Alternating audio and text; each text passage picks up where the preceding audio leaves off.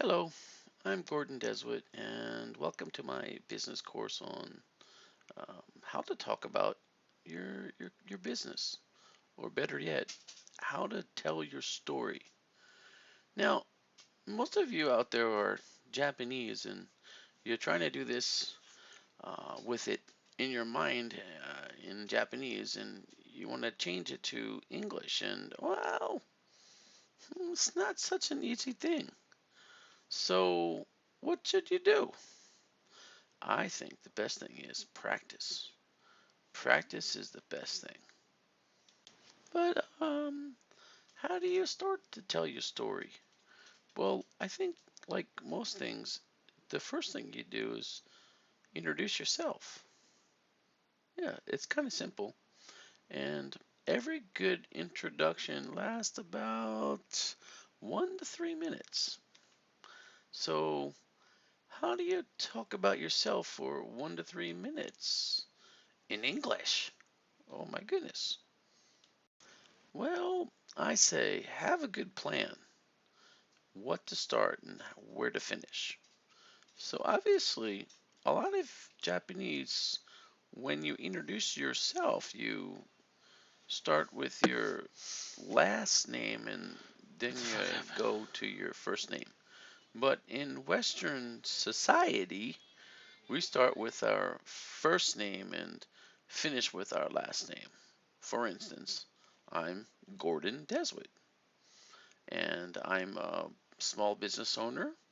I own my own English company in Japan, and I have a business English company.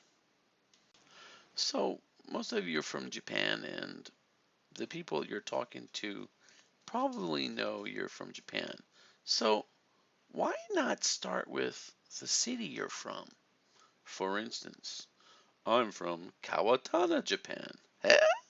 Where's that? Most Americans would say. Remember, your introduction's supposed to be 1 to 3 minutes. So if the people are asking questions about your city, your introduction can go from 1 to 3 minutes to, wow, even 3 to 5 minutes. But be careful. Don't let your introduction go too long.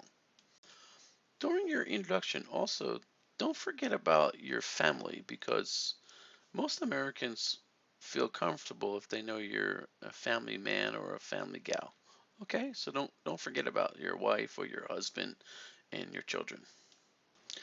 Also remember when you're saying your name or if you're telling them what your company name is, try to speak slowly because and clearly because most Americans aren't familiar with Japanese words, just like you're not very sure of American words or English words. Now, once you're finished with that, let's get into your dream, your vision, your mission, and your purpose. Because really, that's basically really what we want to tell everyone. Practice, practice, practice saying your dream over and over again in English. Know it backwards and frontwards. Don't forget it. Be able to ask any kind of question that might come up and answer the questions as they come. Also, remember, how does your dream affect the world?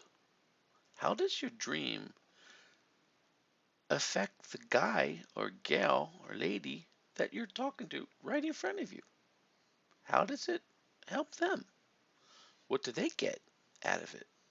That's kind of maybe human nature. Everyone wants to know that stuff. Next part is your vision. How do you communicate your vision to your audience and keep them interested? Well, maybe the vision really isn't so difficult. Let's think about it. What really are we talking about with a vision?